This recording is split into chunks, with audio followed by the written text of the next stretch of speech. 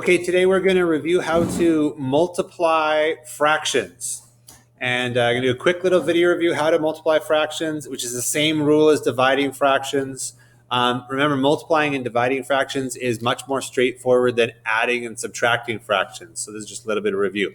So let's say we have a fraction that's like 2/3 times 6/7. All you do in multiplying fractions is the numerators, multiply those. So 2 times 6 would be 12. And then the denominators, 3 times 7 would be 21. And if you then look at that number here, it's good to make it lowest terms. And what's a number that goes into 21 and 12? Does 1 go in? Yes, it does, but don't use that one. Does 2 go in? 2 goes into 12, but doesn't go into 21.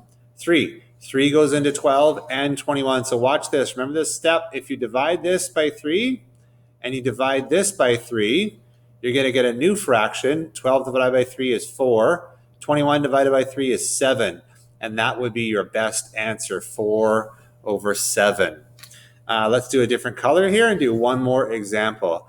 Let's say we had 3/7 times 1/4. So trying to find 1/4 of 3/7. 3 times 1 would be 3, and 7 times 4 would be 28. Now, when you think of 3 and 28, 2 goes into 28, but not 3. 3 doesn't go into 28, so that is lowest terms. That's your answer right there. Now, the only other thing I want to review today is this. Let's go to a completely different color. What if you had a number like 1/2 times 52? So you might right away think to yourself, well, 1/2 of 52 is 26. Yes, you can jump to the answer that way. But here's how the math works. You take this part here and you make that your numerator. And you make this a fraction. 52 is the same as 52/1. It's exactly the same thing. Then you just multiply. 1 times 52 is 52. 2 times 1 is 2. Then with that, you can divide both those numbers in half. So if I divide this by 2 and I divide this by 2, 2 divided by 2 is 1 on the bottom. 52 divided by 2 is 26.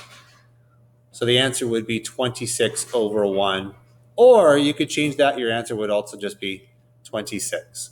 Let's do just one more quick example. Let's pick the color blue, and let's just do 5 times 3/4. And what you do is, let's change this into a fraction. So I'm just going to rewrite this.